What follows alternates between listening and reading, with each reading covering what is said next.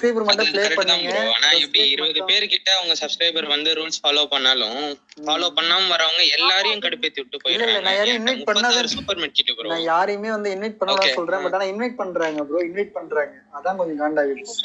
அதுதான் ப்ரோ, அது 1-2 பேர் பண்றதுனால மீதி இருக்கிற 28 பேர் 30 பேரும் ஸ்பாயில் ஆகும்ல. அதுக்கு சொல்றேன். ஏன்னா இப்ப என்கிட்ட 36 சூப்பர் மெட்கிட் ஒரு தடவை நான் அவுட் ப்ரோ. அடுத்த தடவை இப்ப நீங்க சொன்னீங்கல்ல பிரிட்ஜ்ல போய் நீங்க சுத்தி இருந்தா நீங்க வின் பண்ணிருக்கலாம் ப்ரோன்னு. ஆமா, பிரிட்ஜ்ல 2 பேர் கரெக்டா கண்ணோட மொத்த பெரிய கில் அடிச்சுட்டு நிக்கிறானுங்க. பிரிட்ஜுக்கு போனா நான் காலினா கீழே குதிச்சிட்டானுங்க ப்ரோ. நீங்க மெடிக்கேட் போடுறதுக்கு முன்னாடியே கீழே குதிச்சிட்டாங்க. அந்த பக்கம் குதிச்சிட்டாங்க 2 பேரும். இல்ல அது வரைக்கும் அங்க இருந்தானுங்களா, அதனாலதான் போல. இல்லாட்டி நான் பார்த்தேன் அதனாலதான் பண்ண முடியல. ஆனா அவங்க கீழே குதிச்சிட்டானுங்க. உங்களோட ஃப்ரெண்ட் அவுட் ஆயிட்டாரு பாத்தீங்களா?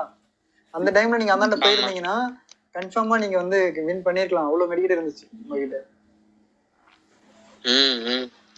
அவனுங்க நின்னதுனாலதான் ப்ரோ போகாம இங்கே சுத்த பிளான் போட்டுது. இல்லாட்டி அவங்க மட்டுமே பாத்தீங்கன்னா 16 கில் அடிச்சு யாராவது 2 பேர் வந்து கடுப்பேத்தி விட்டுறாங்க. 16 கில் அடிச்சாங்க. நான் வேணும்னா அந்த மேட்ச்லயும் அப்படிதான்.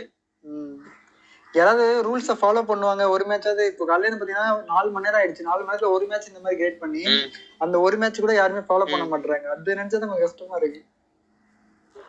யாராவது 2 பேர் ப்ரோ, அந்த 2 பேர் வந்து மொத்த மேட்சும் இது பண்ணி விட்டு போயிடுறாங்க. வெறுப்பு. அவனுங்க அப்படியே பண்ணாலும் யாரையும் அடிக்க முடியாத மாதிரி நீங்க கிரியேட் பண்ணீங்கன்னா அப்பவும் இது பண்ணுவானுங்க.